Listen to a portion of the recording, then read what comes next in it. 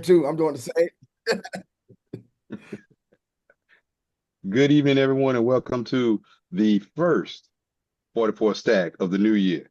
My name is Kelsey Coop Charles, along with West Coast Dave and Antonio Brother on Long. Fellas, Happy New Year. How's everything? Good. Happy New Year to you, brother. I've had just a flood of emotions. Steelers game almost put me in cardiac arrest Sunday night, and game last night. That was just a great game last night. So that's one of the better college football games I've seen in a long time. You know, it Well, let me ask this question too, because I thought it was one of the better officiated games too. They let stuff go on both sides. They just let the boys play last night. I heard this afternoon some people was grumbling about the last play. Boy, it's the end of the game. I'm not getting upset about that. No. Um, Yeah, me either. No. you let them play. If you make the play, that's great. If you don't make the play, you don't throw that flag for that game. Ole Miss had their opportunities. Ole Miss missed a couple of field goals. They kicked a couple of field goals when they should have scored touchdowns. Can't do that. Yeah. Uh, And Miami did their best to give it away. But Oh hey, yeah, they were doing. They were trying. They let the old you show up and decide. Oh, I'm gonna get some penalties and let's see what we can rock with here. I And mean, exactly. Carson Beck, it was this close to giving it away oh yeah, at Yeah. least 3 times. He was those, like that targeting, non-targeting call. yeah. Mhm. Should have been. He was this close. He broke on it. He just was a little too late. The other one was when he threw that. Well, he threw it right to the dude, and he just pretty much just dropped it He at dropped it. that point. He He dropped it. was Yeah. he was waiting to f up that game. Yeah, It was about to be the other Carson Beck moment instead of the one we got at the end. But truly great football game. I figured anyway, whoever had the ball last was probably going to win the game. At the rate they were just Yeah. going back and forth and back and forth and back and forth. It was just a great offensive game. I mean, sometimes you get great offensive football, man. Yeah. Yeah. It'll never be that 2000 and what was it, 2006 Texas and USC, but Oh it'll no, be that. no, Oh no. no, no, Oh no. no, That's great college no. football. That's Yeah, the that's greatest game of great all game, time. yeah, of all time. Yes. Oh yeah. No. So I gotta be a little petty. I gotta channel my inner Brandon Marshall. Did you all see after Miami scored a touchdown, the assistant coach or whoever it was ran up behind Cristobal and he was celebrating. Moses got the best of him, and then Cristobal turned around and I don't read lips, but he wasn't too happy with him. Did you all see that part? Yeah, Yeah, I saw I that. saw it, man. I mean, It's How y'all football. feel about that? bro, it's football, It's man. football. Uh, Yeah. Crystal Ball has played at a high level in his career. He understands the excitement of scoring, especially when at that point, um, they were coming back, they had to come back and everything. You're gonna be excited, but I think He in a was way, saying it wasn't. Crystal Ball was tight because he know this is a point that Miami normally screws it up. You know what I'm saying? And Yeah. then the last well, in the I ain't even gonna say the crystal ball era. In the last probably 15 Mhm. years, Miami would have screwed that up. It And Miami and he was right because it came down to the last play of the game.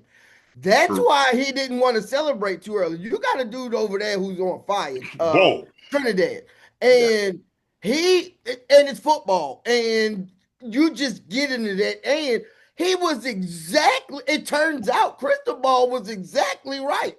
Get the hell off of me. You are celebrating too Too goddamn early. early. Get out there Yeah. and play some defense because they actually were one play away from They losing, were. like T said, from turning it into the Miami of old. So Right. I Yeah. actually applaud Crystal Ball. Now I hope that coach that was all happy go lucky doing his old, that running up and wanting to hug cats. See, Right. don't hug me prematurely, man, because it ain't over till it over. Till it's And the over. fat 60 lady minutes. sang. Yeah, I 60 agree with minutes. that. Because he was I, almost exactly right. I would argue if they had 5 more seconds and 10 more yards, Over. the game was over. Tie game Uh, overtime. Yeah. No, wouldn't even been Yeah. overtime. They would score touchdown one They there. would have won. Yeah, that would have been. They would have won by 3, 4, 3. Three. Yeah, Something four. They like would have won Yeah. by 3. 3. Yeah. Yeah. They would have So it was won that 27-30, right? Well, yeah. because Miami, Trinidad wants to come back to school. If I'm him, bruh, you just made you millions of dollars because you, as long as you test good at the combine or at your pro day, you at worst third, fourth round. I mean, you've improved yourself so much. Why you want to go back to school, bro? Because you could probably be a decent backup on a good football team. I wouldn't say you go someplace like the Jets, you know, they'll destroy you because the Jets destroy everybody. Raiders too. So I mean, Mhm. you know, the thing is, if I'm him, why worry about going back to school? Uh, I put it like this: Because Carson Beck is a senior. it's the He would 3 get picked million before though, Carson T. Beck. Super Oh yeah, senior. no, it's not that. 7 years. It's Yeah. if he goes back to school, that NIL money is going to be bigger than a 3rd round pick money. It would. And then you got to hope you crack enough. And that's why these folks, that's why Pavia and all of them, Pavia, this is it for him. So He he done. got to play Yeah, some he college done. football for one more year. Yeah, he does. Yeah. But man, this means more that he will make more in college football than being that third, and that's why he wants to play. Well, True. I understand Because that coming up part. through that route you're talking about, because I do think he'll be a good pro, but that's not guaranteed as a 3rd or 4th round pick He would as a be. quarterback. I think if he would be a Teddy Bridgewater type quarterback in the NFL. You ain't a mechanic. No, Girl. You can't. Teddy come in. Teddy Bridgewater, Malik Willis, you know, come in. I can win you 2 or 3 games. You know, I can spot start here and there. Oh, You know, he wouldn't be a full season starter, but he'd be somebody that's yeah. valuable enough. Hey, if my man go down, I can put you in a spot and be well off. Serviceable. Right. Serviceable. Yeah. Yeah. Yeah. He, he's the tier right below Tyrod Taylor to me. In that. I think That little small tier. Because he Tyrod can go a whole season and keep you afloat he can. enough to when your quarterback come back, you won't be bad. Whereas I think he's just that, like to me, Tyrod Taylor, actually from the backup perspective, is that tier 1 because he actually can keep you doing something for 8 to 9 games. Now he's not a starter anymore or anything No. like that, but he is Right. that tier 1 to me that I know I can get 8 or 9 games and we're going to be competitive. Huntley is the same way from Right. Yeah. Snoop with the Huntley the Ravens. same way. Baltimore. Those are them top. Yeah, they them, and then you got then you got our mans in there, famous Jameis. You got Yeah. Lord, please don't let me throw another pick 6.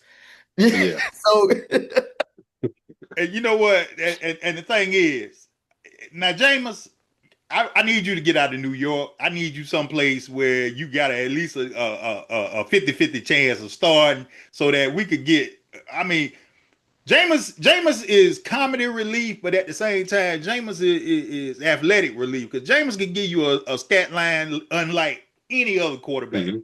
You know, Yeah. he is the consummate 505 man you ever want to see. You know, 500 yards, 5 touchdowns, 5 interceptions, 5 interceptions. Yeah. and 2 fumbles. Mhm. You know, and that's just the way it is, man. But you know, there's only so many national treasures out there like this, and we're gonna get into some of this NFL. But before we get to that, the SEC for the 3rd year in a row won't win a national championship. Dave, you've been very vocal on why you feel like that is happening. But here's the thing: Ole Miss, out of all of them, was their last hope, and they came up short. And it's gonna be more difficult for the SEC. I know Commissioner Sankey wanted 7 teams in because he felt like they had the dominant conference. But you know, we watch a lot of SEC football and we realize they ain't as dominant as what you think they are. Not anymore. I watched a lot of bowl games too because I was at the house chilling out. Yeah. I had to wear pajamas on Christmas Day, fellas. Just We I the was. I pictures, did. dog. I did the same. You know I don't take I pictures. didn't do it this year. You know I that did it ain't. last year, but I Hey, did. to You get know, I me in it feel you. was a miracle. But so standing there in my matching pajamas with my wife of a very long time, we watched a Mhm. lot of college football, and I watched a lot of college basketball across. Just watching games. You know how you just watch Mhm. UMBC versus. Hey, pause, guys, pause, right quick. Straight up, Cooper Flagg's twin brother plays for the University of Maine. And I swear that is how Cooper Flag was supposed to turn out. But something in that little, you know how they the fraternal twins. He got that Uh-huh. Twitcher DNA that kept him straight up. It was UMBC versus the University. I was on the ESPN hold app up, bro. exploring a college basketball game. I ran across Cooper Flagg's paternal twin brother who plays for, and that's how Cooper Flag was actually supposed to play basketball. I couldn't believe it. Bruh, you know what they call it when you skip your senior year, he reassessed or whatever. He skipped his senior year in high school to go to college early. Is because literally this is supposed, I think, yeah, this was supposed to be his freshman year in college. I mean in college. This was supposed to be his freshman year. Gotcha. Yo, He skipped the senior year of high school. But it is you what should it, see that brother. bruh. I can The only imagine. DNA, the fraternal thing, that you know how with the Down syndrome, I don't mean to talk about Down syndrome, but you know how it's an extra chromosome or so that you get, and then you turn to Corky from Life Goes On. Mhm. But he got that little extra flip where it downgraded his basketball. It upgraded his basketball, and his brother got downgraded. You know how sharks eat the other sharks when they got pregnant in the mama's womb?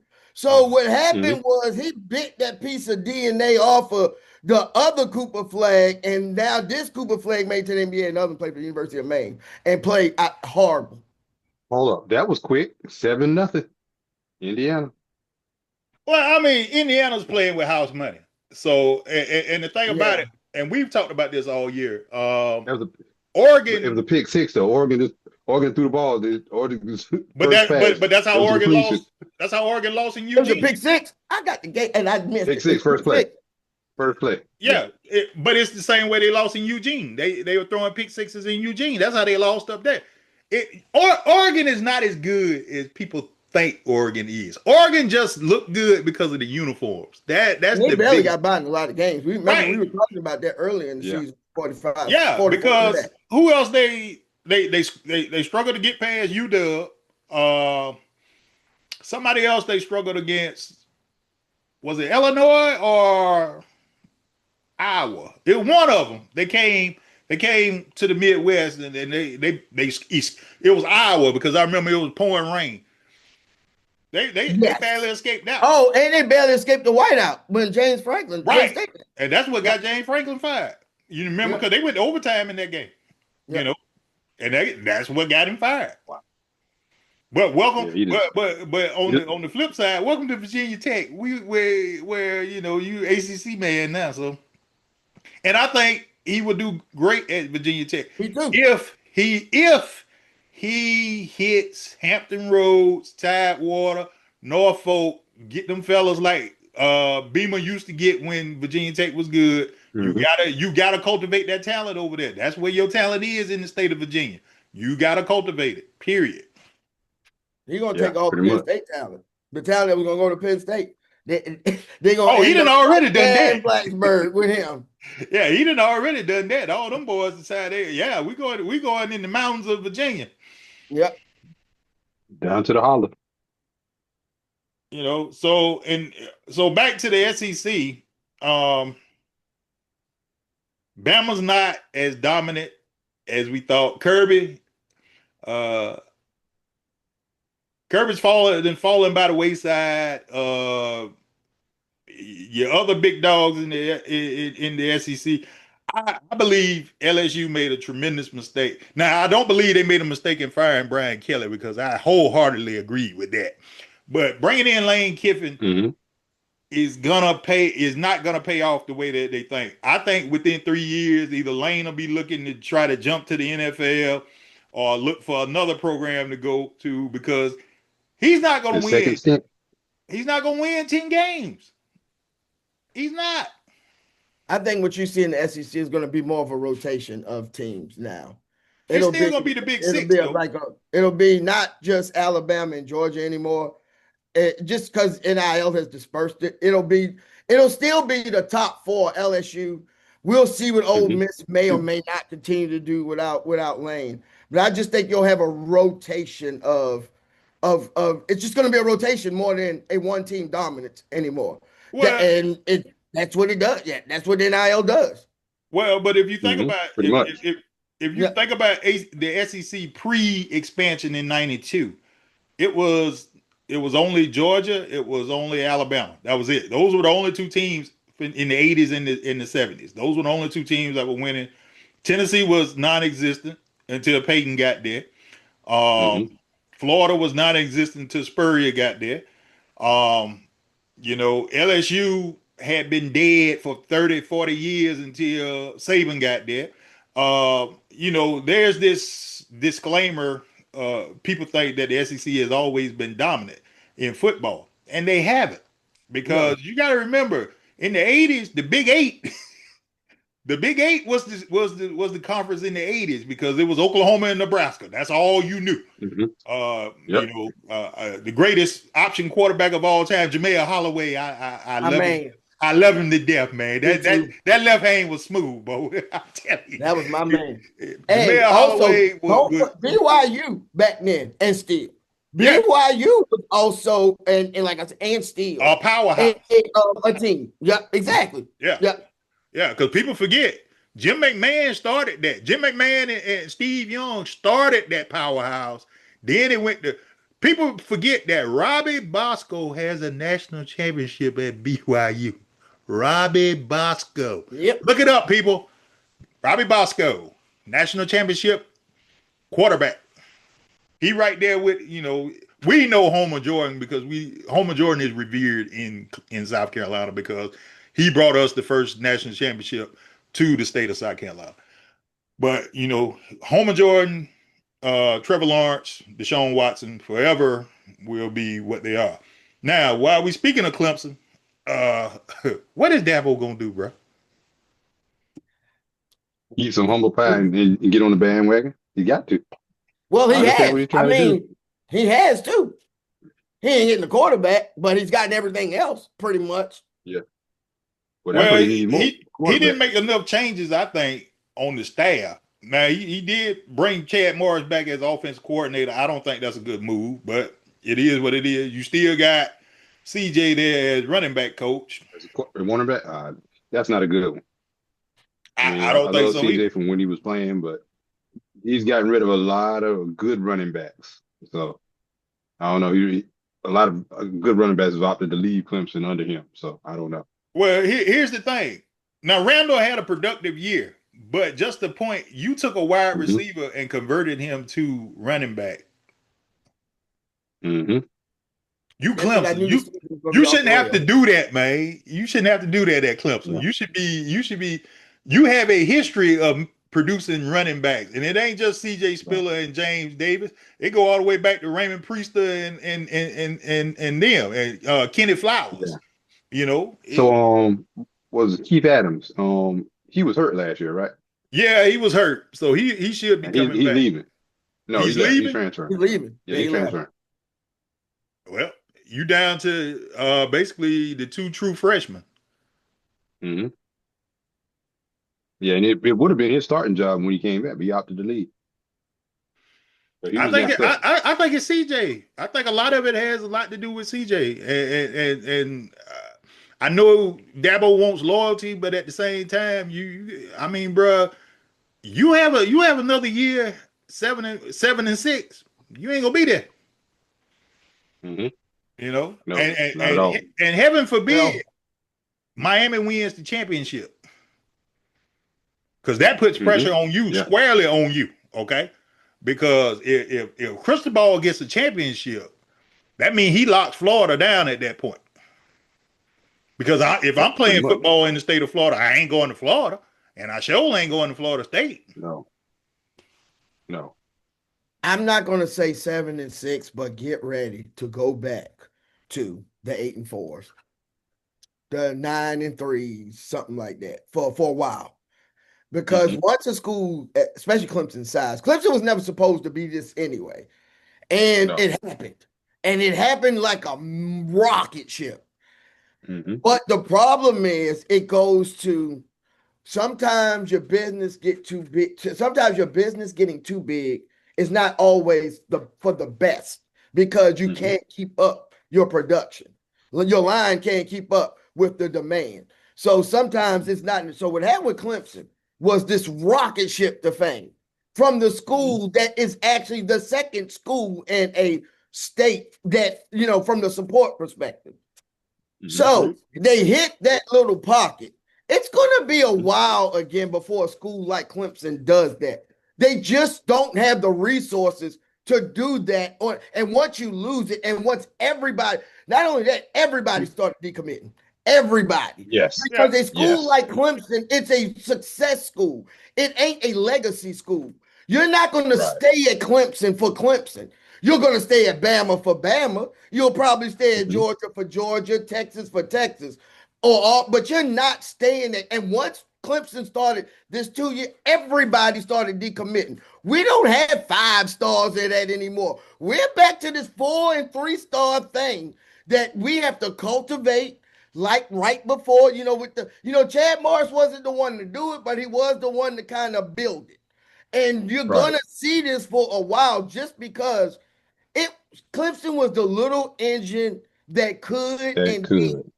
And now you're going to be a victim of your own success. Well, here's the thing. My soliloquy. Oh, he using the vocabulary where Miss Bill would love you so much. Here's the thing. I used that from Andre 3000. Okay, I got you. That's right. Now, here's the thing. There's no more Taj boards. You know what I mean? There's definitely no Deshaun Watsons, no Trevor Lawrences. They ain't even a DJ Uiagalelei. Okay, that's how bad we've fallen off at the quarterback position. And you're not going to win if you don't have a quarterback at Clemson. Now, I will say this here: if you don't have a quarterback, you're not going to get receivers. Clemson needs, and I say this with true love because I respect this man so much. Coach Danny Ford back in the 80s brought a slow white boy from Irmo, South Carolina to Clemson and became Clemson's winningest quarterback until Deshaun and them got there. Rodney Williams was just tough. That was that's his claim to fame. He was just tough. He wasn't the greatest passer. He could run the option. He couldn't run it like Homer, but he could run the option. Rodney Williams and Mike Epling probably was the best we could do at that time. That's where we need to get back to. Because right now, it does us no good to have a 5-star. There's no development. Cade Klubnik, if y'all remember, was a 5-star quarterback out of the state of Texas. Now, I will say this here. Stop going to Texas to get your quarterbacks. That's number one. Okay? Just my personal preference. Stay out of Texas getting quarterbacks, okay? Because they play that wide open offense out there. It's not what you need. You got to play some bros. I'm sorry. That's just the way it is. You got to get hit. You got to get knocked out sometime. You got to play tough. Your quarterback need to come from the southern states, South Carolina, Georgia, Florida, Alabama, Mississippi, Louisiana. That's where they need to come from. And until you get back, or Taj Boyd from Virginia, but he was from the part of Virginia that produces athletes. That's where Clemson has to get back. Where's Woody Dantzler from? South Carolina, He was South Carolina. Orangeburg, OW. Yeah. That's the tip. We can get a Woody Dantzler type tier quarterback because he's the level right below Taj to me. And Woody could win you some games. He wasn't going to win you, but he could win you some games. And that's what I tell you, I'm with you. Man, we need us a black quarterback on the real. We got to get at least something when you got some athleticism and got some will to be able to get out. And if you don't, we need to get a stud running back again. One of those two things got to happen because you are stagnant from an offensive standpoint. perspective. Yeah. If you can't run the football, you can't win. I'm sorry. And we haven't had a running back since ETN graduated. So, and that's partly due to the fact I don't believe CJ has recruited the right type of back. He's looking for. You're not going to find another Trevor Etienne. Trevor Etienne was fast, quick, but he also ran with power. That was the thing. Him and Wayne Gallman ran with power, even though they weren't the biggest. Fast. Yeah, even though they went, but they ran with power. You need, and I'm not saying go out there and get a Derrick Henry type running back, but you need someone like a Sony Michel type. Yeah. Mm-hmm.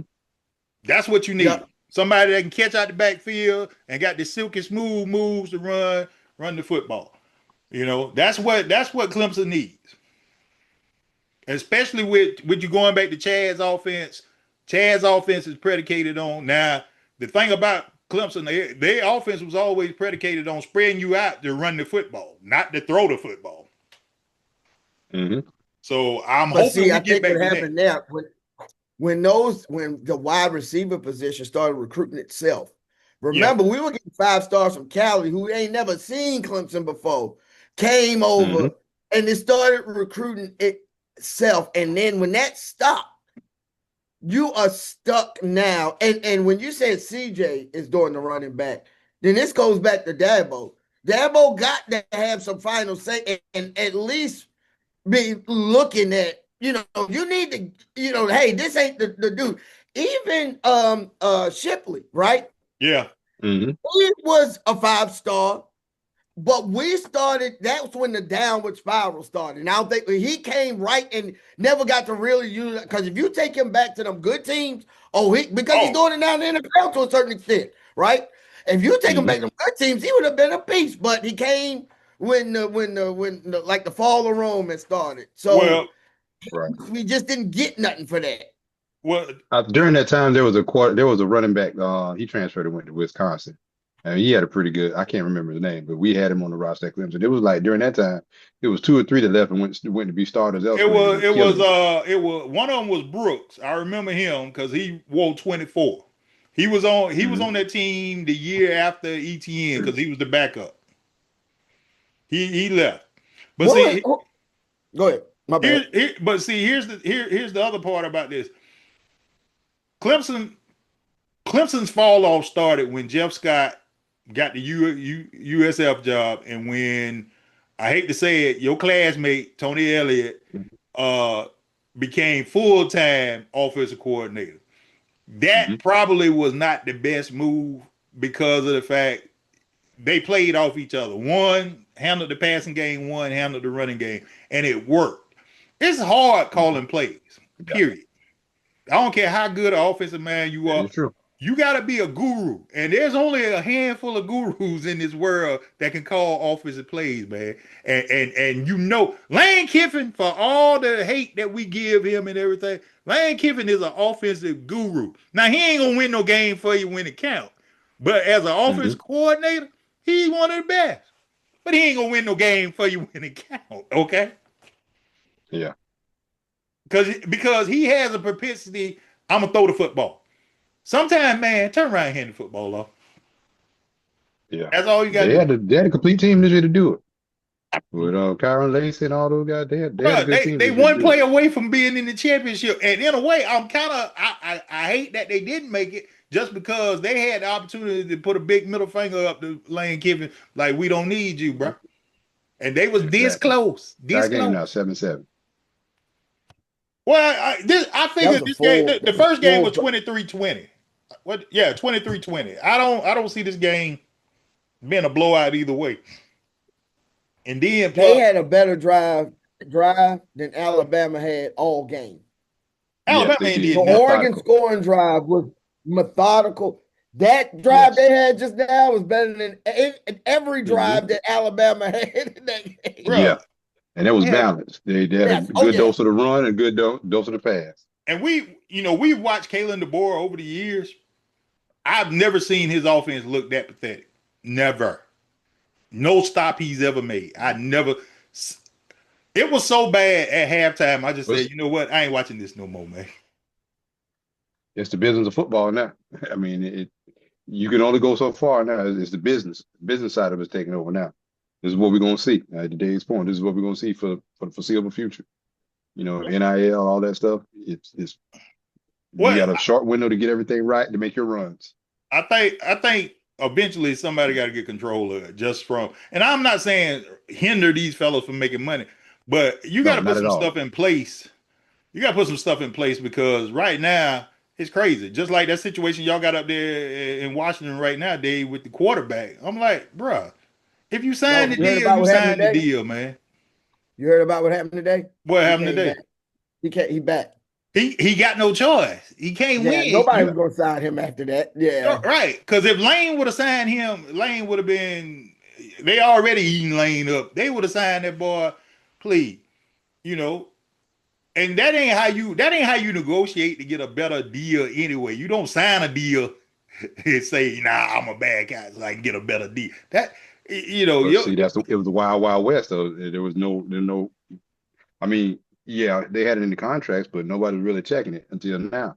So I'm thinking something is coming soon because it's just got too wild, too rampant. So they're going to tighten up on it now. It's a little too much now. but honestly, NIL is worse in football than it would, and you would think basketball would be where it would be rampant, but basketball is not the problem. Hey, remember when everybody I heard all of these people because I listen to sports talk radio complain about basketball pre-NIL football. This Hmm. football thing is passed out of control. You Yes. got players suing the place. When I heard that Carson Beck is in his 7th year of Yes, college, Seventh. seventh you Seventh. year. got people Yes. suing so they can stay in college to make Hmm. NIL money because they know they don't have a chance in the pros and they Right. don't want to be like you said that third round pick with Hmm. $600,000 when you could have the $3 million as the starting quarterback of X university and X Power 5 school. They need to do Yeah. something about this because it's terrible, man. But this is what I told everybody. I never agree with nobody getting played. Y'all have heard me on podcast before rant about why you shouldn't because the value of the degree thing. But anyway, Hmm. everybody did not know you got people plotting for loophole. And this was where we all thought this was gonna be all hunky dory. Everybody did the athlete get a check. They finally get paid. Everybody wanted to.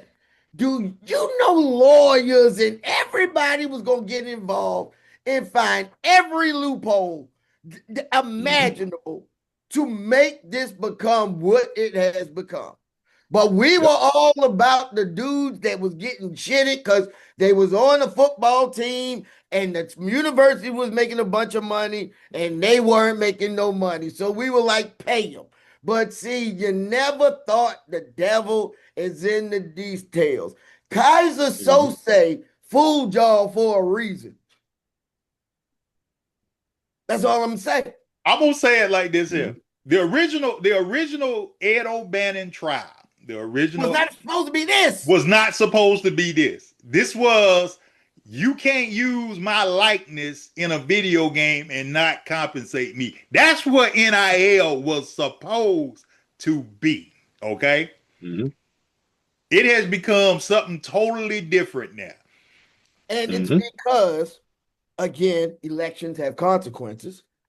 And Hmm. this is what it all rolls back to.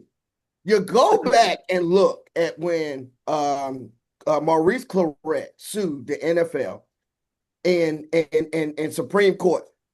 And this is why I say they can say law, but a lot of this is very, very subjective.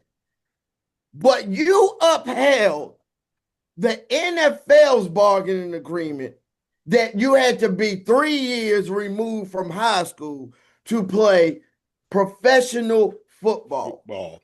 Now you flip it, this same pretty much composition of our highest court in the land did not do what you said, T, and did their proper homework and background. They did not look back and see.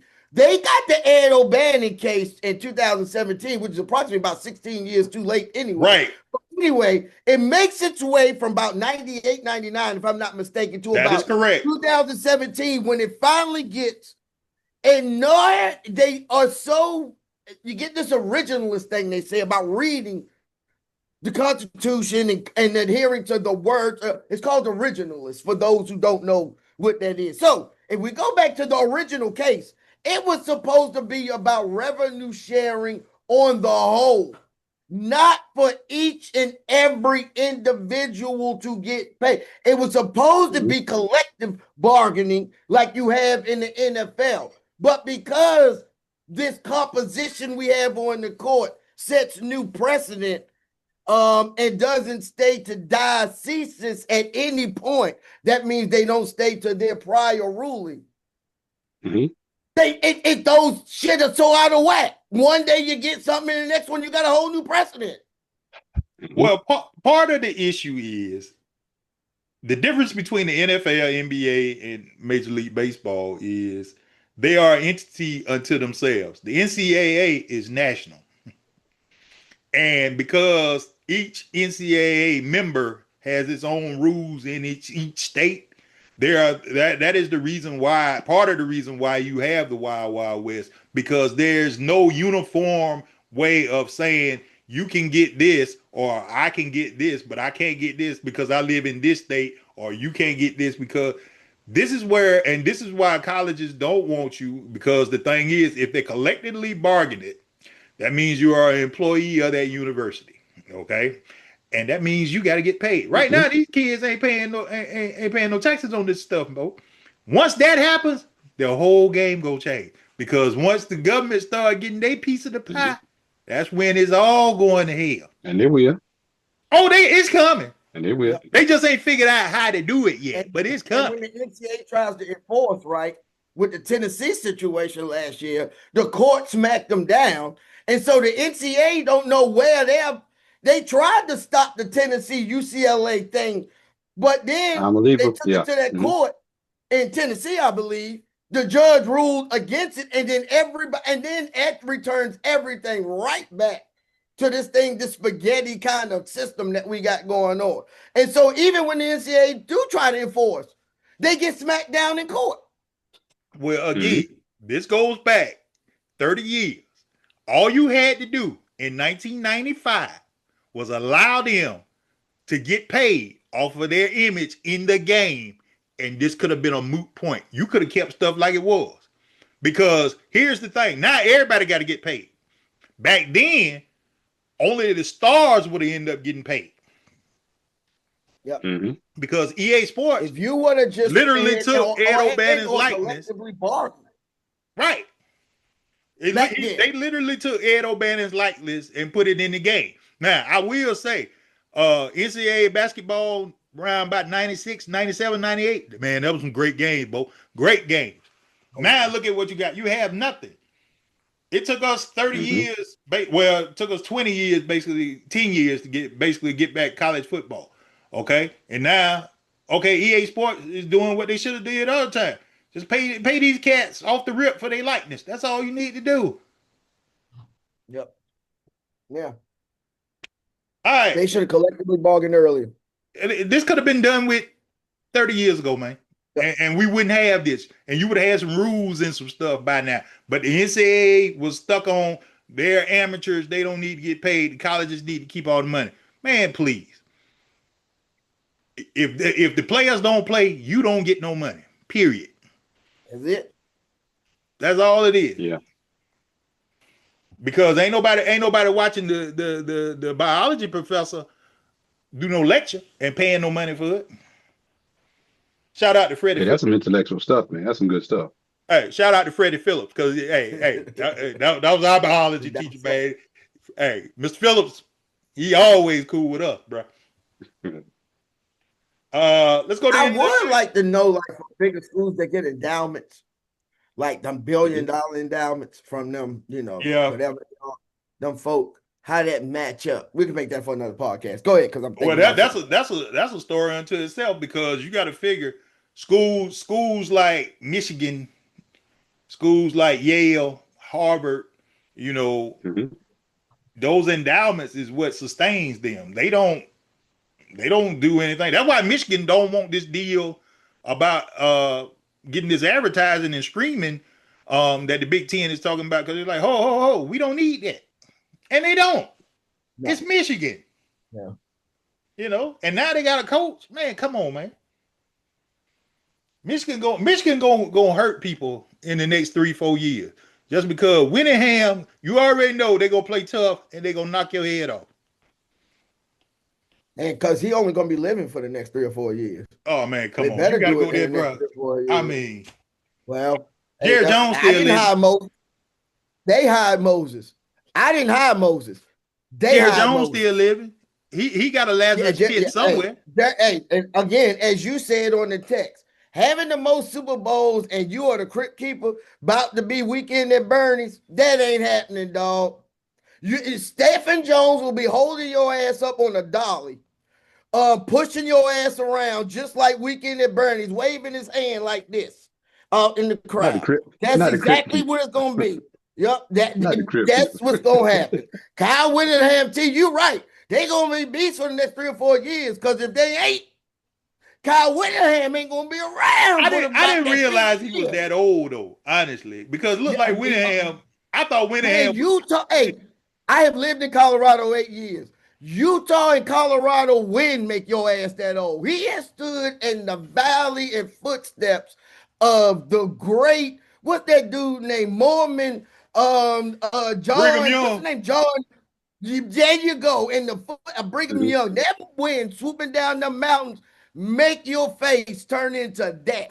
He aged probably about 20 years standing down there in Utah. Yep, Michigan, you got 3 years and y'all better do what you need to do, or you ain't gonna have your coach around but much longer. Good Man, luck. this message was Yeah. brought to you by Dave Bahal. Okay.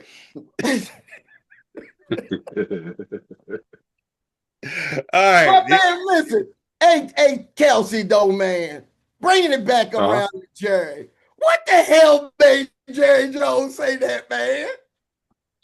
Any press is good press for What? Jerry. That's what it I is. wanna He's I trying to wanna stay relevant. retire.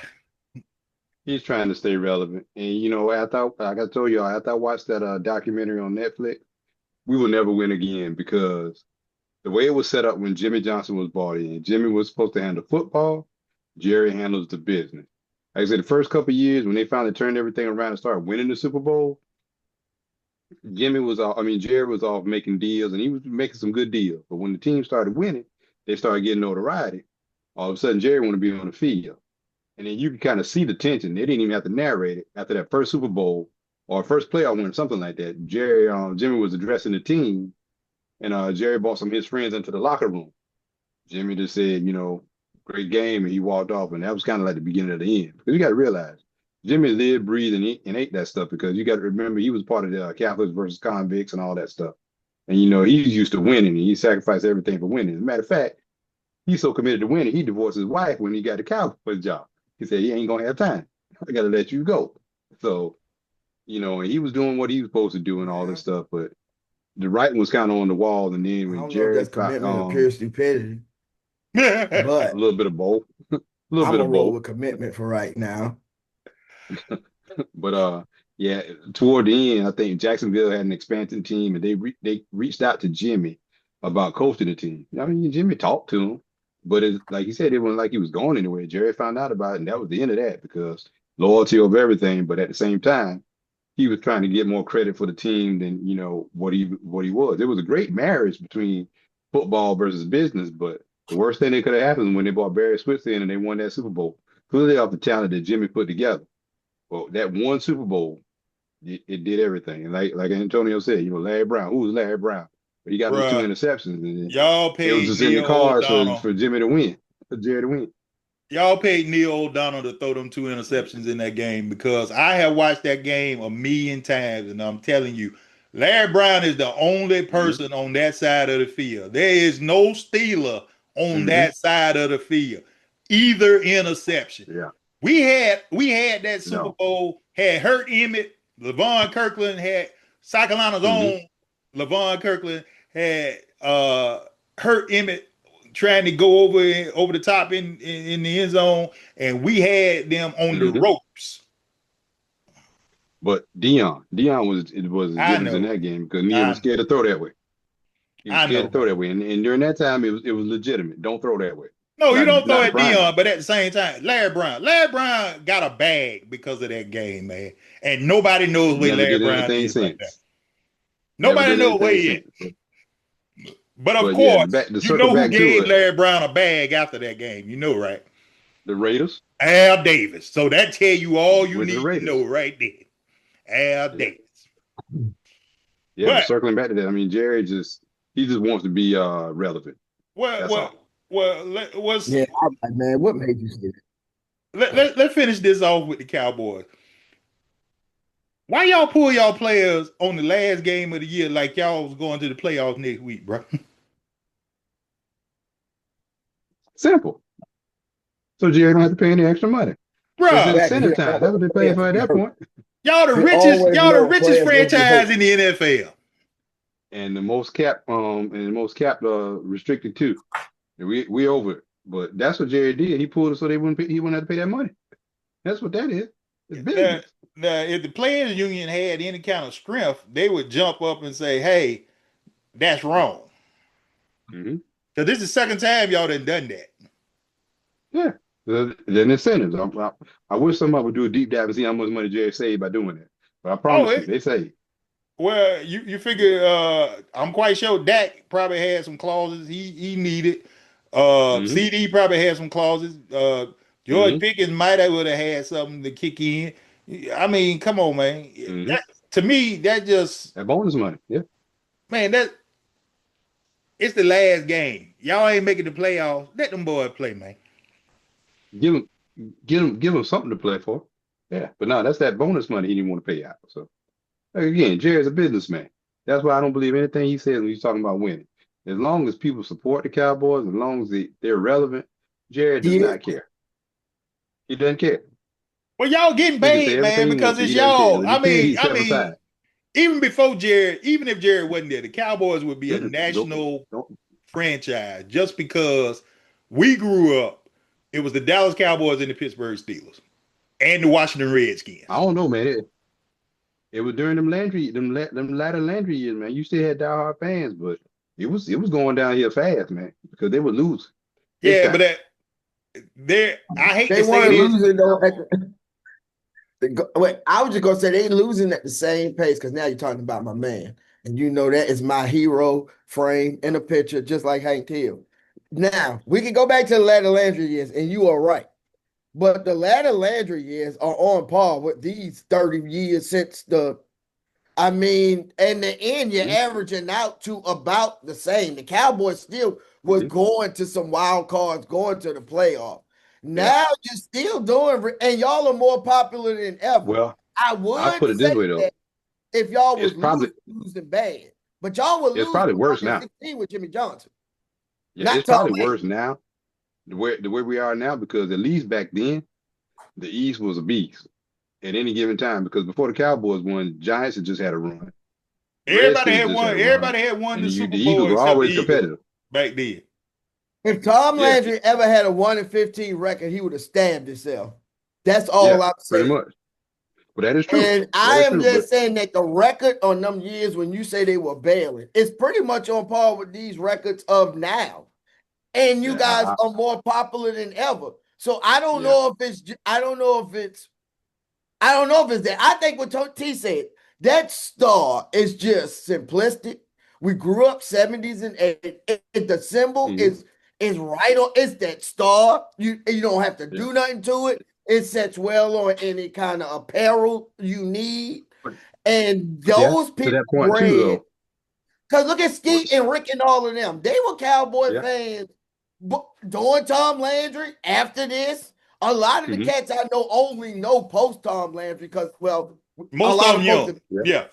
Yeah. Yeah. But But you got to still, a think lot too. of them stayed fans do that. I'm the only But one who dropped off we're the losing a bandwagon. lot now. Yeah, we're losing a lot now just because of what Jerry's doing because he's not serious about winning. But I would argue that it's probably worse now. But the only reason why we're still relevant too is because social media. It's always in the news. If you hate the Cowboys, like Stephen A, he's our biggest advertiser because he Well, hates the Cowboys. I He's always talking about it. well, It keeps him relevant. my thing about this is this. And true football fans, I think we are probably the last group of true football fans because we love the sport. Everybody younger than Hmm. us is all about fantasy. That's Right. their Hmm. driving force. It's not Yeah. about the team, it's about the players. They're more in love with players. We love the team. That is what drives us. Our Hmm. teams are our teams. You know, you you very rarely find a new fan that'll say something bad about their team. We say something bad about our team all the time because of the fact we've been there. We know what it is to be a winner, but we also know what it means to be stinking too. And we'll tell you in a heartbeat, we stink. Now I have been the advocate all year for the I got a Steelers. PhD in that. Yeah, I've been the advocate. Look, I knew Mike Tomlin was gonna pull it out, even when the game was looking like, oh well, they finna win. One, I had faith because it wasn't Justin Tucker. Because if it was Justin Tucker, that was a made field goal, and I would have went to bed mad as I don't know what. But Hmm. there is this thing, and I hate this, and people gonna say, well, Lamar played great, but Lamar can't beat Mike Tomlin. If you go back all the years that Lamar has been in the league, Lamar has a losing record against Mike Tomlin. Inexplicable. But if you think about it, now, yeah, they had to make a furious comeback and everything in that game, but Hmm. who was killing us the first half? It wasn't Lamar, it was Derrick Henry. Second half, what do the Derrick Ravens Henry. do? Stop giving the ball to Derrick Henry.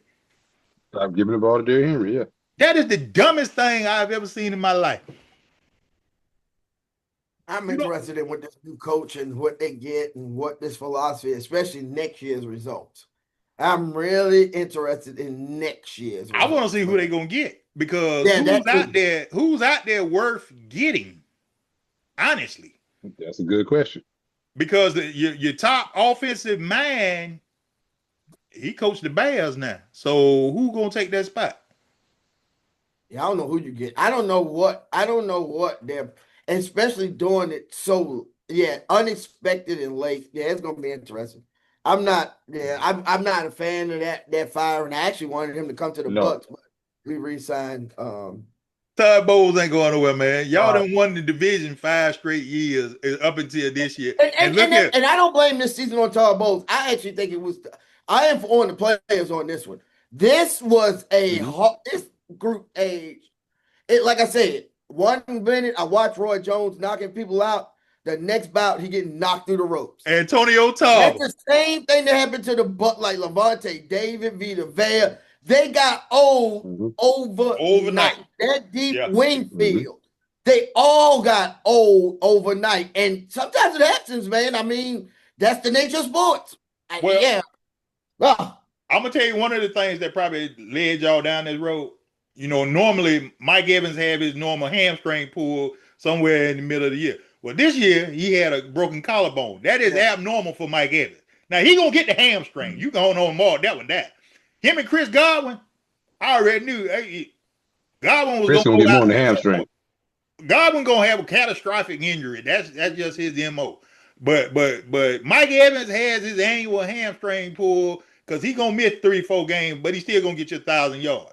This year he broke a collarbone and that did him in. But here's And the thing. defense, man, too couldn't stop. And this was a good, not Todd Bowles, so we'll see what that means. But I want some young, pass rushing, hungry people out there on that defense because a lot of them look like they have gone to a Super Bowl, they've won a Super Bowl, and Hmm. it makes your career. I'm not gonna lie, hell, it probably. I mean, if you won a Super Bowl, you have reached that pinnacle. Now it's time Hmm. to get them cats off the team and recycle to the cats that want to do the same thing that they have done. And it happens. Well, I'm gonna I'm Do we say sorry, really, will we really see it on that level anymore though? You who think, you the think, Bucks. you know, just people in general really wanting that hardware at the end of the season. I mean, that's what they play for, but do they really dedicate themselves like they used to? Some people do. some people. I still see some people still play with that kind of passion.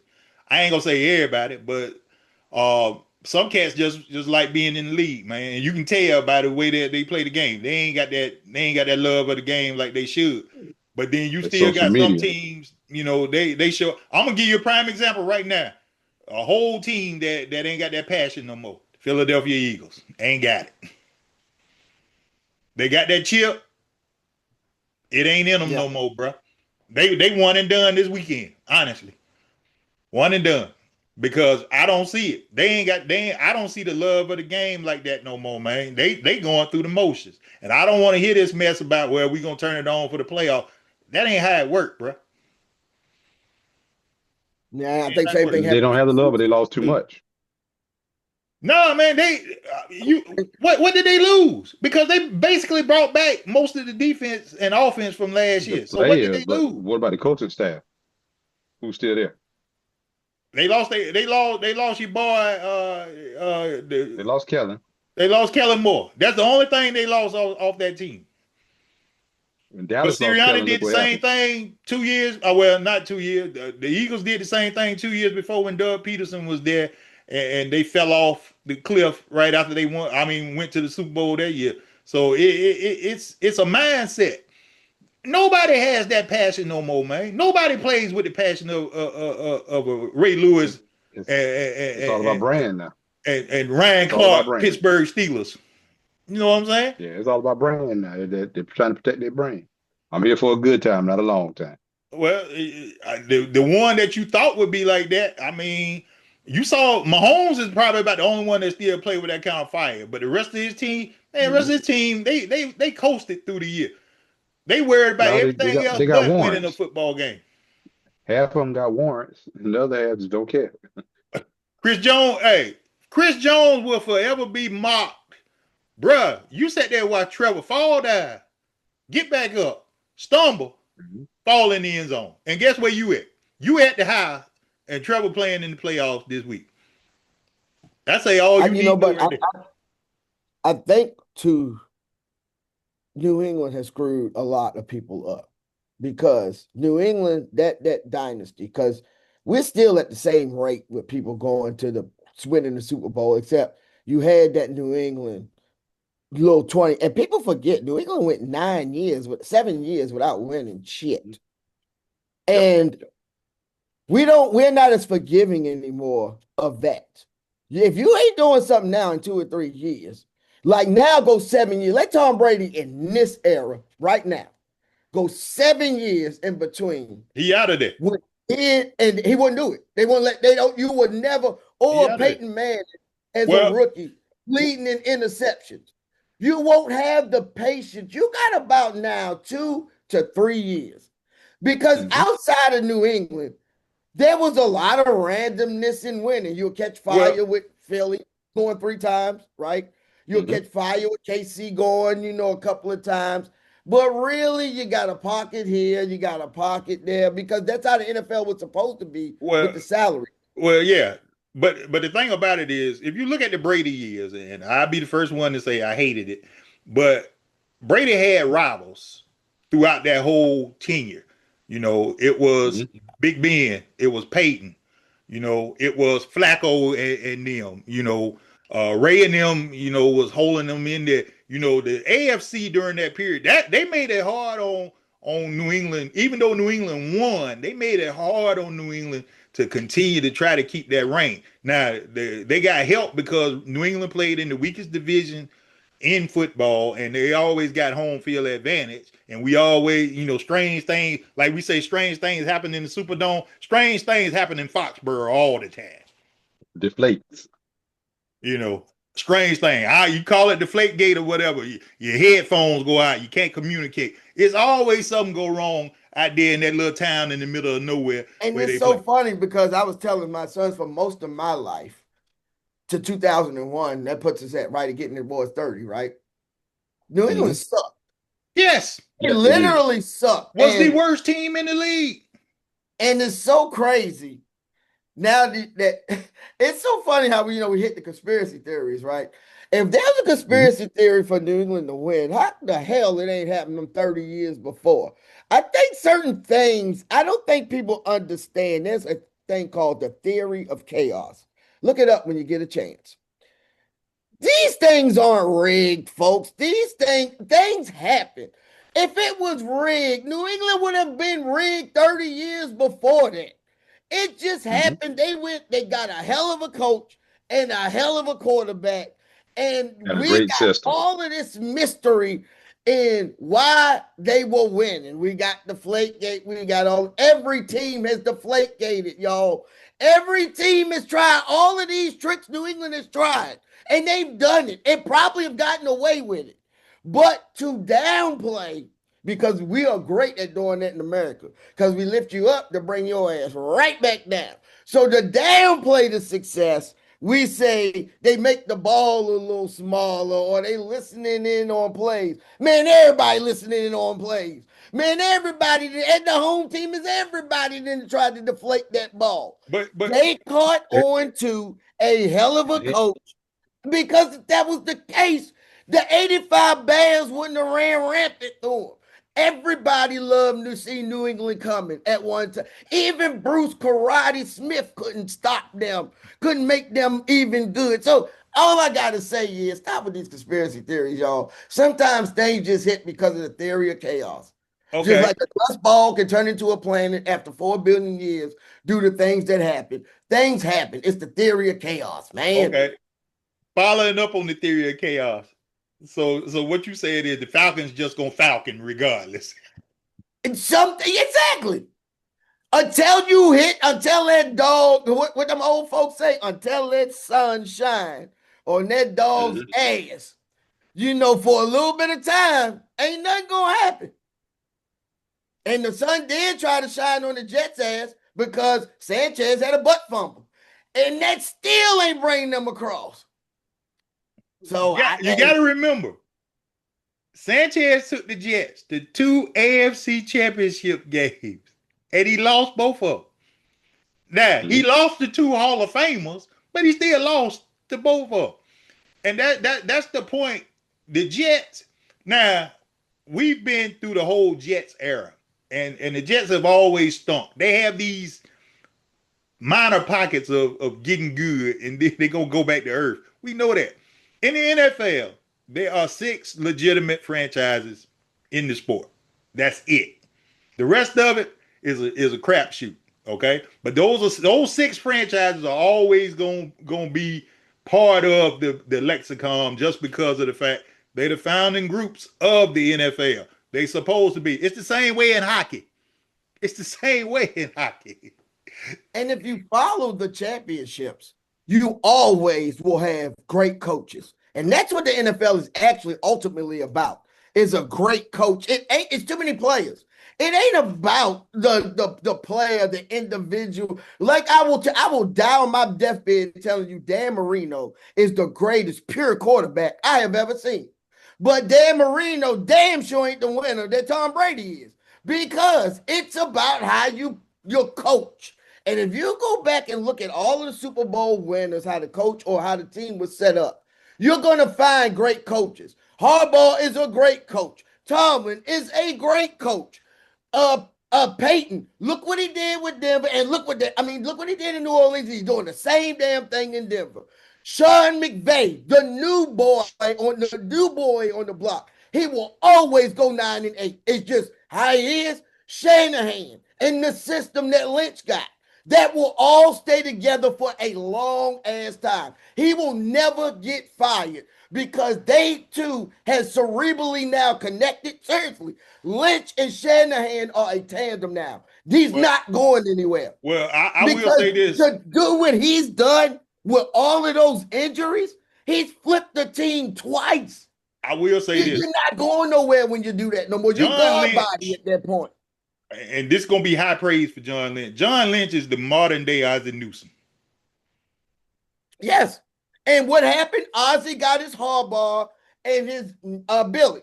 He has his Shanahan. Yeah. And him and that man are toe to toe. Also, a new boy that might be coming on the block. Look out for Seattle's coach. It's something about that cat that I like. Both. I don't know what it is. I don't know because of his thick ass neck. Like he eat a lot of ham hocks or something. But I likes me some Mike Ham Hock Neck McDonald. I'm gonna tell you what, I was thoroughly impressed with the beatdown they put on the 49ers Saturday night. They never stop. The whole time. Hey, Kelsey, you're talking about hunger from players. Kelsey, you know how you said hunger from a whole team? Kelsey, when you watch the Seahawks play, the running Kenneth Walker, everybody is fire. Like everybody is ready to. It's been a long time since I've seen. Actually, it's been since probably the first ones they had, the Legion of Boom. The Legion of Boom. A collection of young cats. You know, we used to have one of them guys on our team. Who? So coaching does matter. We used to have one of them Dexter? guys on our team. D-Law. Yeah. We used to have one of them guys on our team. Man, that said we don't need them anymore. They tackle so hard. I mean, everything, and it's not like Detroit where they trying. That's what I was gonna say. Just a coach, and they know if one of them got you, everybody coming to that ball. Everybody's coming. That's exactly what I was gonna say, Dave. What's Forrest Whitaker character on Fast Times at Ridgemont High? That's how they playing. Yeah. When they messed up that his car. Yeah. That's how they playing. Yeah. That's exactly how they play. Yeah. Unlike Detroit, where Detroit was just playing hard for nothing. Because that's where the ball down. Going for it on fourth down with all that dumb stuff. And that he is a football old. That's another thing. He's an old school like football coach with a new school. I don't know. But man, he get them fired up. He playing football. He playing football because they doing what used to make the NFL great. We're gonna run the football. I'm gonna make a timely pass, and then my defense gonna knock you out. That's football. Yep. That wins any era. I don't care what nobody say. Okay, Peyton Manning when the Legion of Boom got hold to it. What was the defense supposed to do? Stop people. Stop people, and they do it. I ain't gonna lie, they do it. All right, okay. And not only do they stop it, they score. Right. They are also a scoring defense. They got a very interesting team, man. Because it's like, you know how the OKC, the Oklahoma City Thunder, when they do the interviews, all of them do it, right? Because that's how Seattle is to me. They like shit all because it's all of them. All of them come together. They just, it's crazy. And they like each other. Whatever the differences are, they put them aside. They play. They like each other. That's a big difference. I'm gonna tell you like this, and just from knowing when you got 53 guys on a team, it's hard for everybody to like each other because it's personalities. You know, everybody. You know, some people don't like to be boxed. You know, it's just a way. But when you see a team that's truly, truly together, that is a beautiful thing because that means they playing for the person that beside them. They trying to kill you. Exactly. They trying to kill you. Sam Darnold got the #1 seed. Sam Darnold. Jets gave up on Sam Darnold. Now, he still do some questionable things. I'm not going to say he don't. That will be the reason why they don't win the Super Bowl. Hey, but they have a cushion, if they don't win, it will be the Irishman for the win. It will, you know, Big Red will show up every now and again. You know what I'm saying? But the way I look at it, honestly, they the team to beat out of the whole thing. Now, I'll give you another one I believe is the team to beat. Somebody better do something with Jacksonville, bro. You know, my man, so this morning, I was at the gym. My man said he's a Buffalo fan. He's part of he's one of them cats who was shoveling the mafia. The thing during. Oh, he's part of the mafia. Yeah, so he said, Dave, man, who you think gonna win? I said, if we get the Josh Allen that we've been getting lately, Jacksonville is gonna run away with that game. So but Josh Allen can get Josh MVP Allen. Josh Allen. I do think Buffalo can win that game in a tight game by like 3-6. But if he come out with them 4 turnovers like he like to do and all, I don't think you recover because Trevor Lawrence has finally learned how to be a quarterback, ladies and Not to overthrow people. Gentlemen, and they finally learned how to be a quarterback. Bruh, they got low key. If you don't pay no attention, you don't realize their offense is tremendous. Yes. And they Always has been, defense, like you said. they defense is probably, I would say, the third best defense in the NFL. And that's only behind Seattle and Houston. They got a Josh Allen on that defense. That's why. Right. And he played like it too. He played hard. You know, but here is the thing I would also say. They finally got a coach. But you got to think about it. Jacksonville been picking between 1 and 5 for the last 6-7 years. You ought to have a team. You know what I'm saying? If your front office is doing right, you know, that's just like when Tampa Bay turned it around, you know, when they got Derrick Brooks and John Lynch and Warren Sapp, you know, Rondé Barber. That's when the Tampa Bay Buccaneers became dominant. They had, you think about, on the second turn, it was because of that defense. It was Levante David, Vita Vea, crazy ass now, Hunter, Devin White. That was, and people don't forget the NFC Championship game against Green Bay. He had 3 interceptions. Remember, Brady tried to throw an interception a quarter. I said, "Are you trying to throw this game away?" Like he literally from the second to fourth quarter threw dude, what are you looking? But I don't want to go back and then it was a Super Bowl, but he tried to throw the NFC Championship game away. Well, I'll say this about Tom Brady. Yes, he has 7 Super Bowls, but you look at all his defenses for those 7 Super Bowls. Now, they might not have tremendous Hall of Famers, but you got playmakers on all of those defenses. If you go all the way back to Willie McGinnis and Teddy Bruschi, you know, and come on up to Rodney Harrison and them, they understood their assignment. They did what they were supposed to do. You know what I'm saying? You had Vita Vea and Ndamukong Suh playing next to each other. You were not doing no running. You wasn't running the football down, and you ain't doing no. Yes, it was the benefit of like T said, we were so bad and we concentrated on defense that them boys hit like that. They ain't that last group, but they hit enough to just come together and finally do something about it. Oh, and Jason, Mr. Three Fingers, Three Finger with Pierre Paul. Pierre Paul. Put the beat on that team. Yeah. There you go. All right, so to put a bow on this, we can go watch the end of the game. AFC playoff start Saturday. Like I said, you don't want to watch this game. Pat is already out of hand. 21-7 now. Well, 21-7, dog. 21-7 to turnovers. Turnovers, Yes. So I'm gonna do basically, yes. I'm gonna say this, and I'm probably gonna sound bad. Dan Lanning is Mario Cristobal Part 2, okay?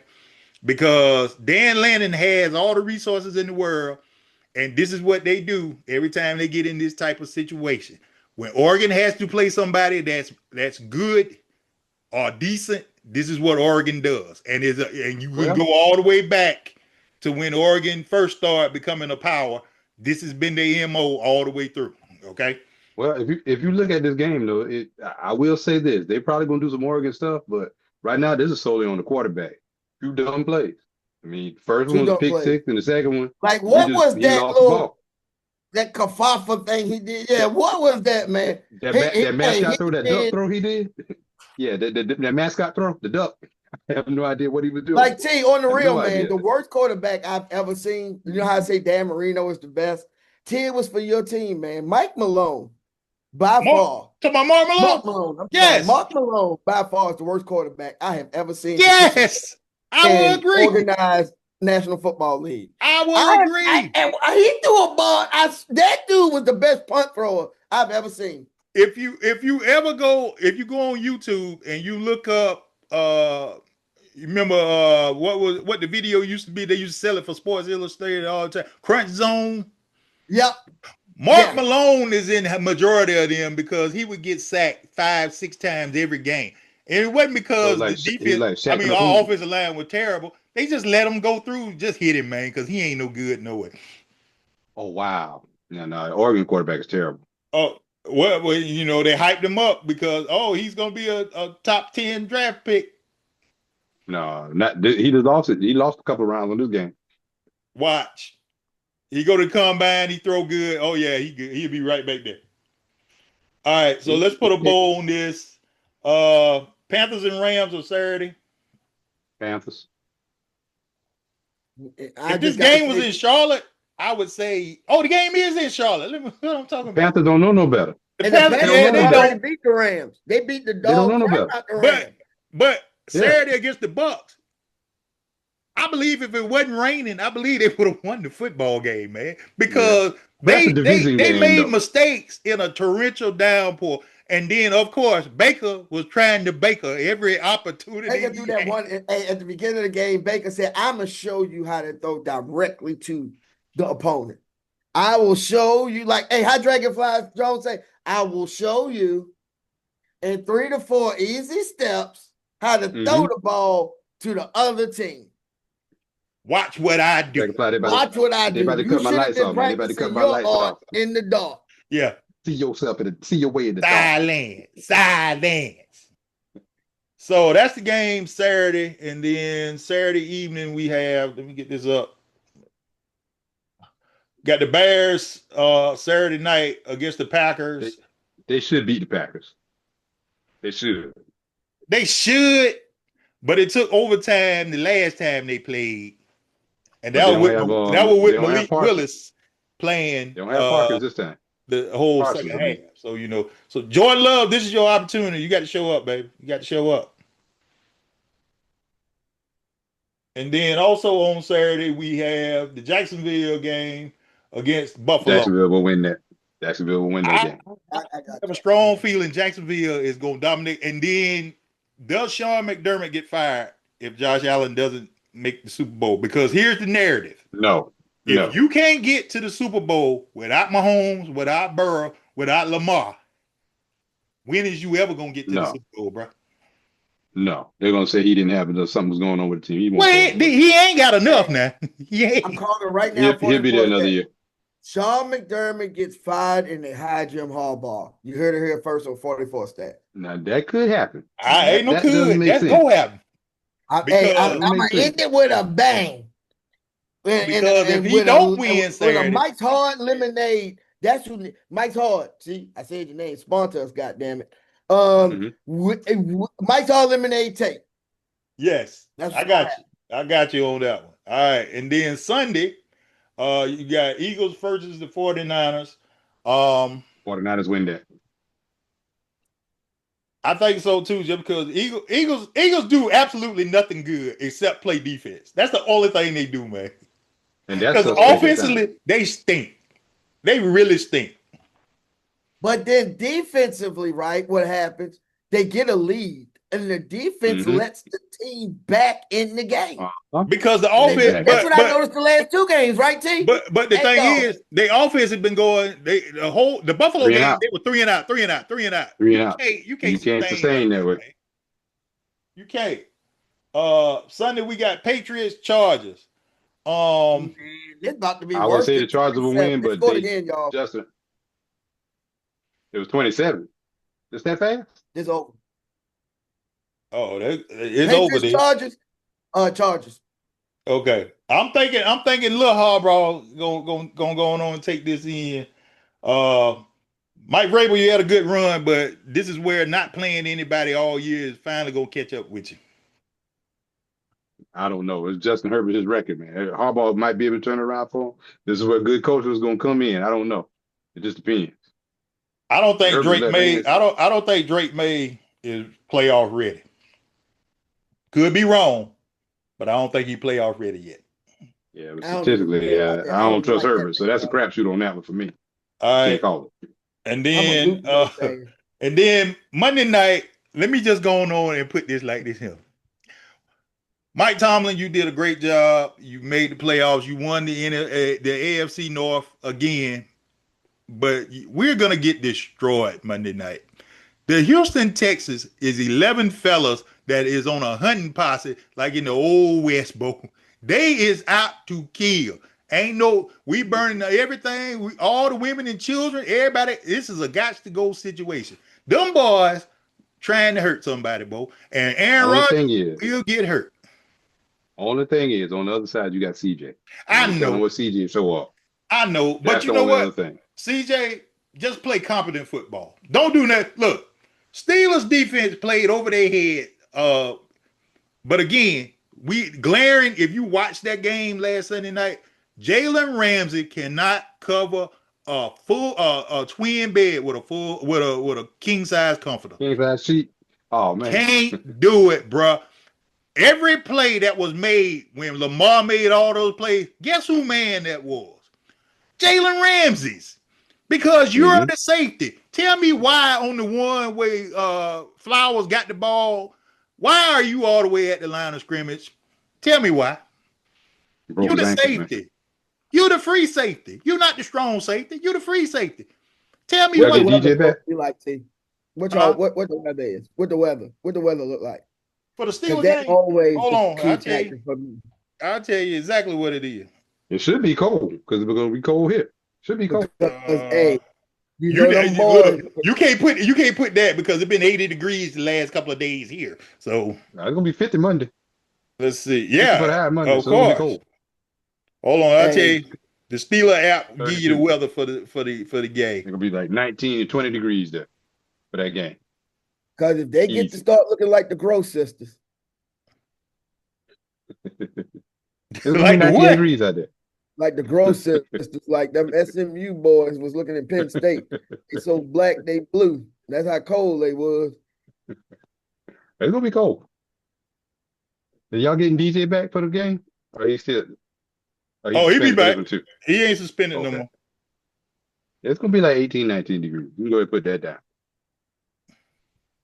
They recovered the onside kick. Who doing the onside?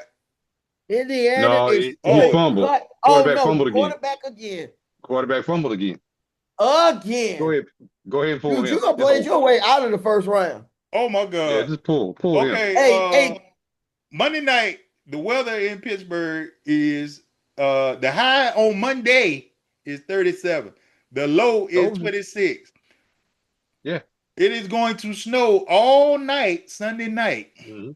no, So that means Pittsburgh. I got Pittsburgh. I can't do it, man. I got Pittsburgh. I can't do it. You ain't used to them elements unless you're used to them elements. I understand that. I got Haywood in there. And what's it called? It is from Green Bay. He used to playing in the cold. Rogers. Bruh. I've also seen Aaron Rodgers lose in Green Bay more often than And he not. will. And he will. And I And hope he will in the playoffs. DK should stay suspended. Is he playing? Because that's if y'all lose No, it, it'll be because he's of playing. that. He playing. He's That's playing. the reason you lose. Yeah, Sassy playing. So that should help out a little bit. The thing is, and just even Sunday, Sunday night, we couldn't run the football, man. That is the thing that eats me more than anything. Steelers have always been able to run the football, and they cannot run the football at all. It's a combination of your line and your running back skills, or just the line. My line stinks, bro. There's no other way to say it. My line Terry stinks. Ward is not walking back through that door. I know that. I know that.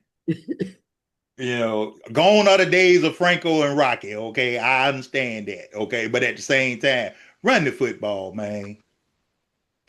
In the words of the great Lucius Lyon, come on, man. We got to run the football, man.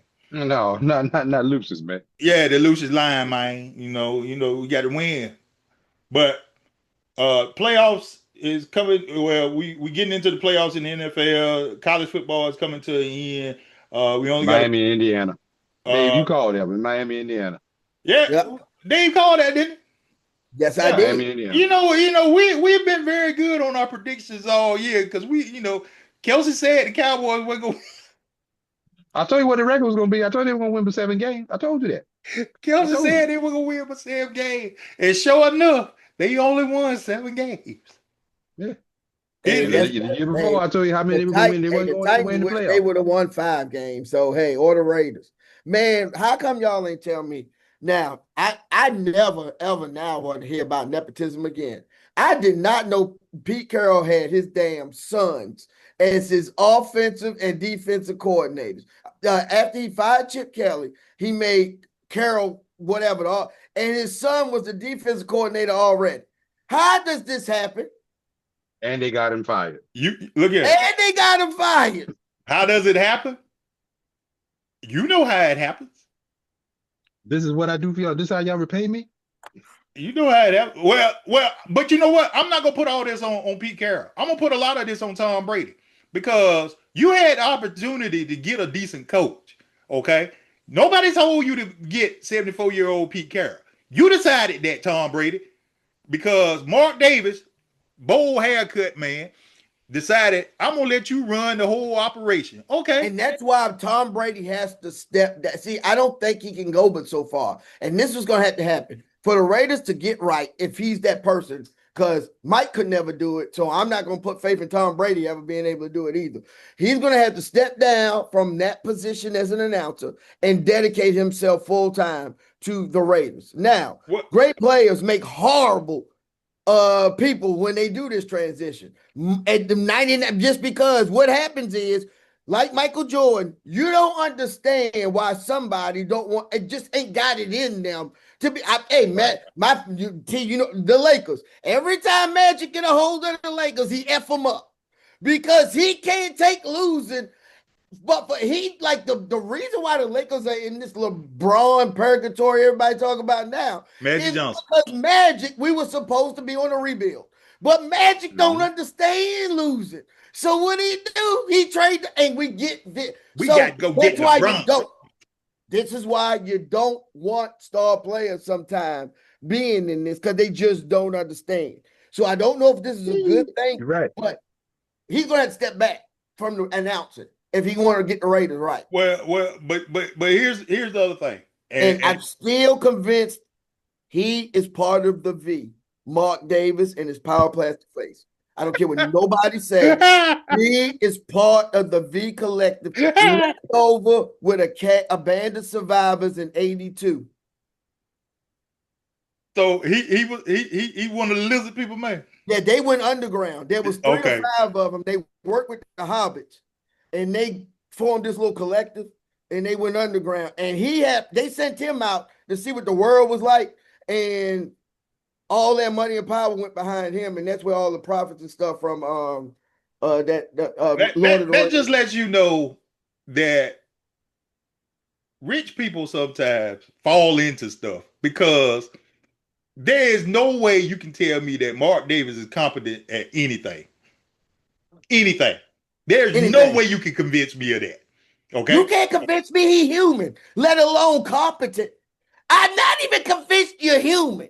Now, taking that up, meaning you got human reasoning and logic to even enable competency? Nah, man, you ain't human. You ain't human. Mm-mm. You are a snake-like creature, left over from '82. From '82. Okay, and you know they was during that time. You know they was in Los Angeles. They was at the Coliseum. Hey, I still got it, Leon. Because Leon one of them ones who run the Yep, Leon let him get away, Kel. Yeah, he did. Yeah. He did. He let him get away.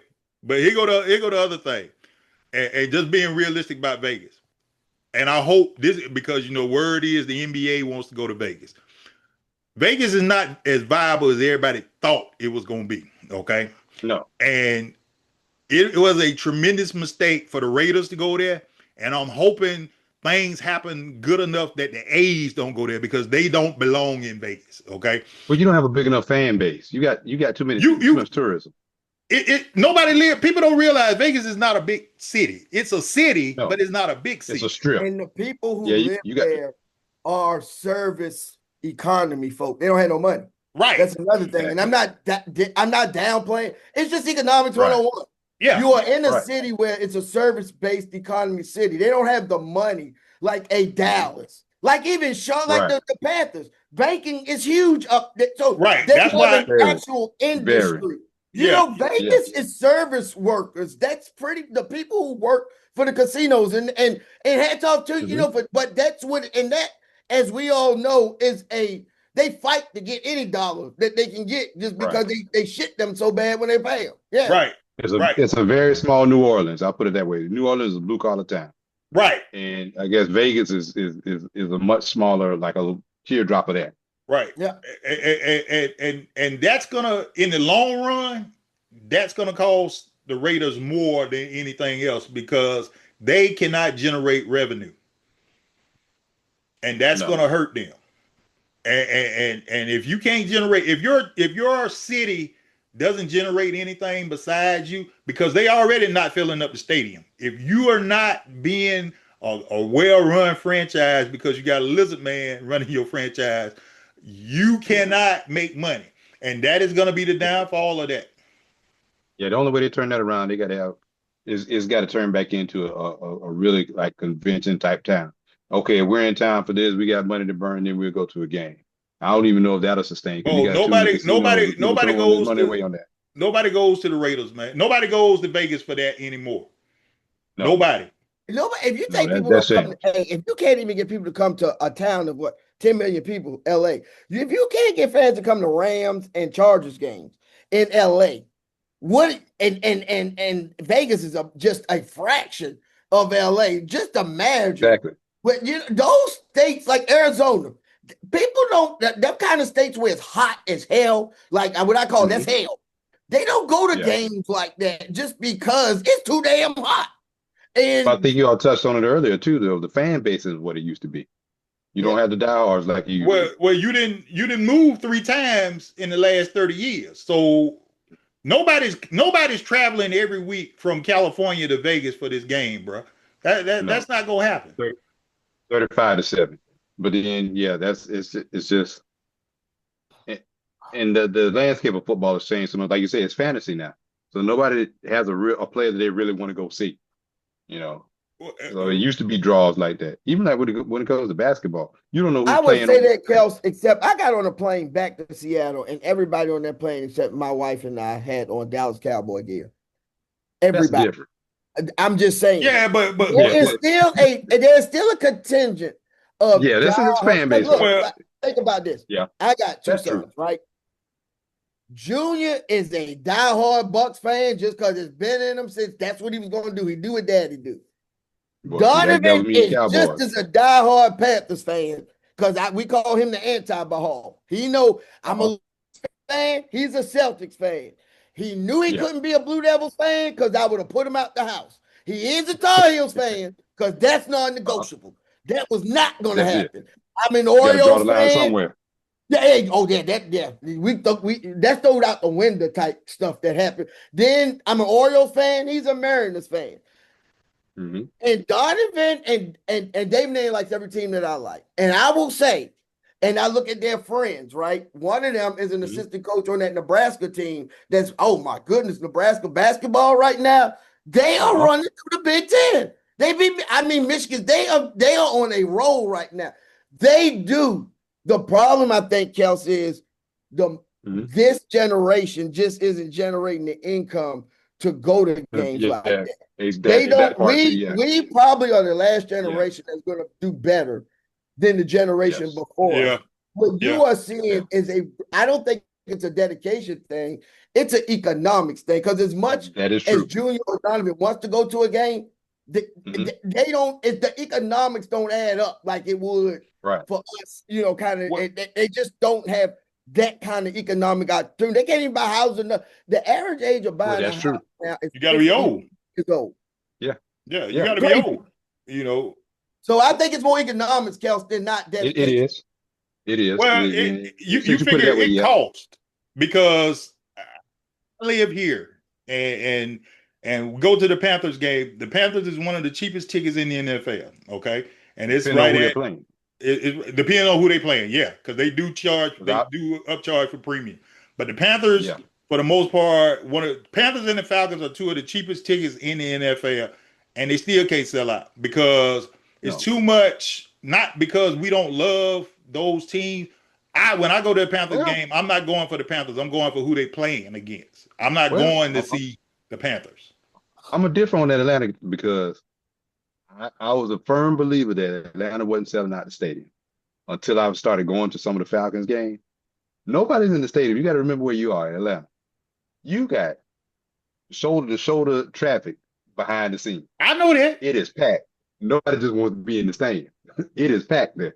I Well, promise you. but the thing is, when Panthers hold 73,000. Mhm. Other than what game was that? When they played the Chiefs last year, that was the first time I had been there.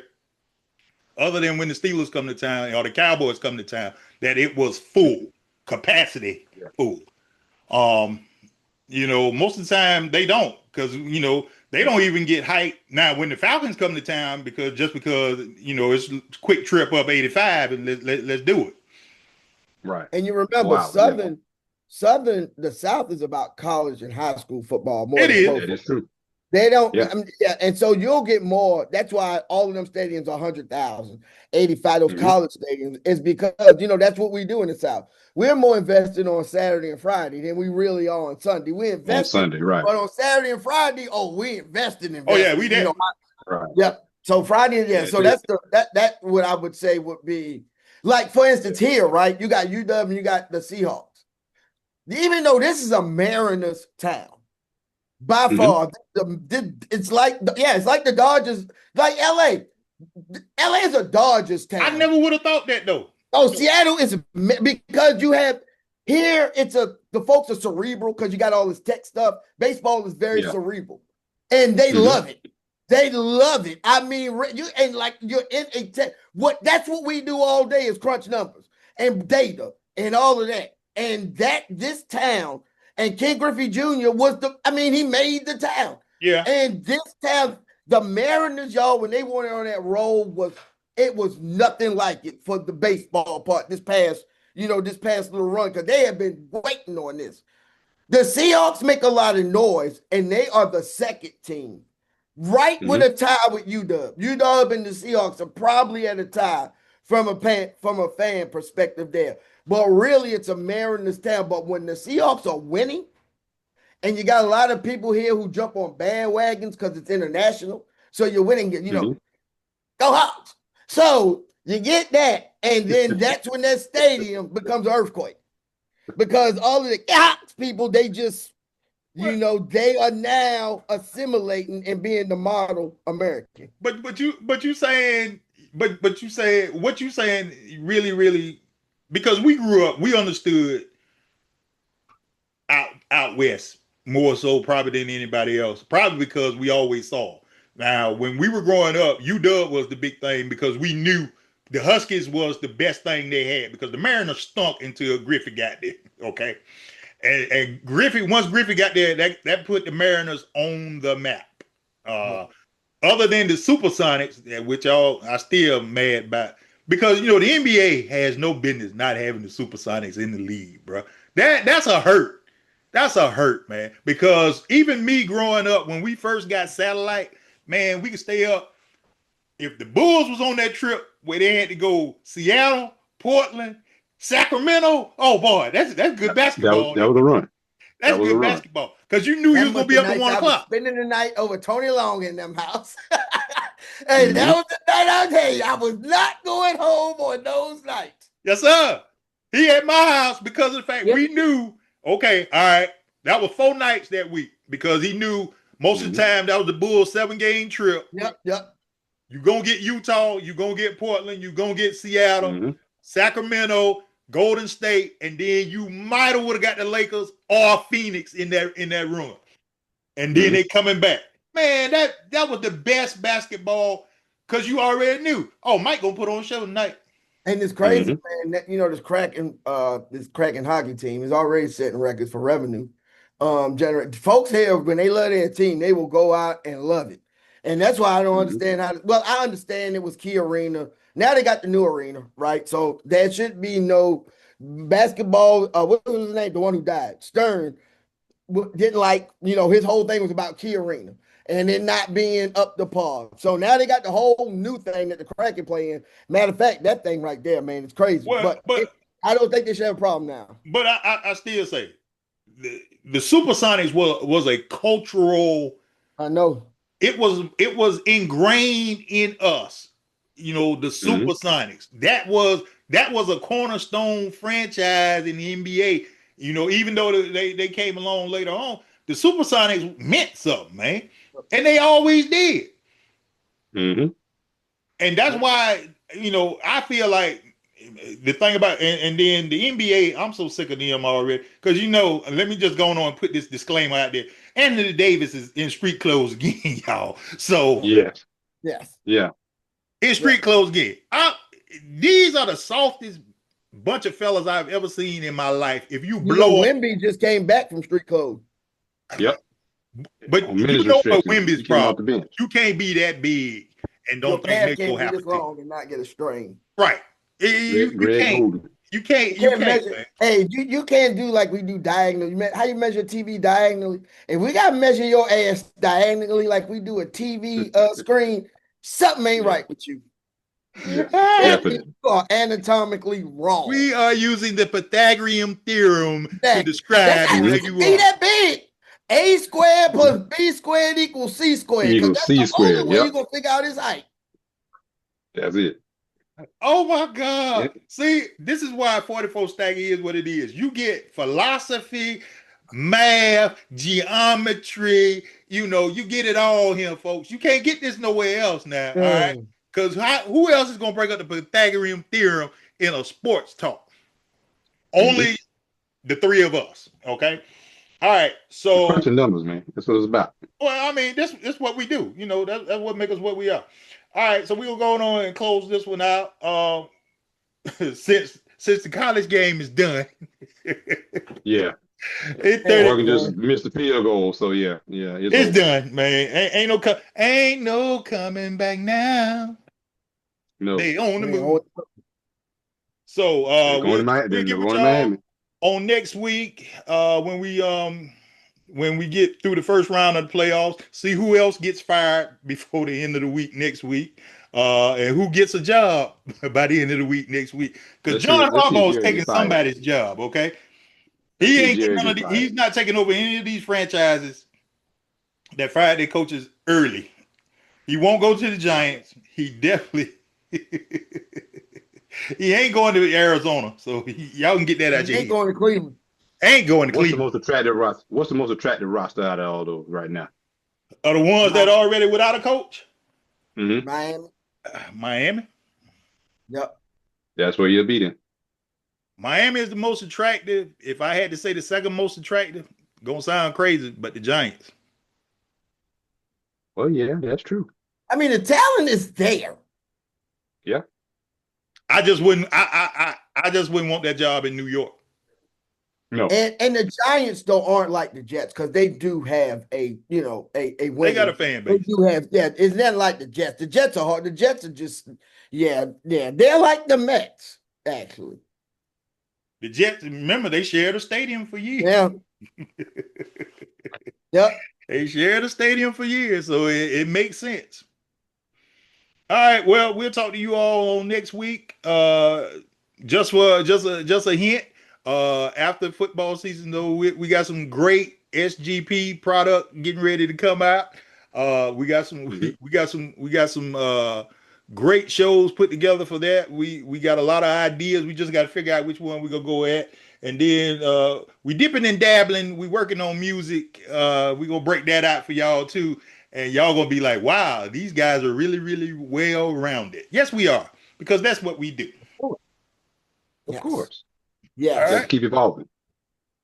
All right, because we're gonna be the songs in the key of life. That is correct. Hey, Black Keys, 2 and 2. That's it. All right, we'll holler at y'all.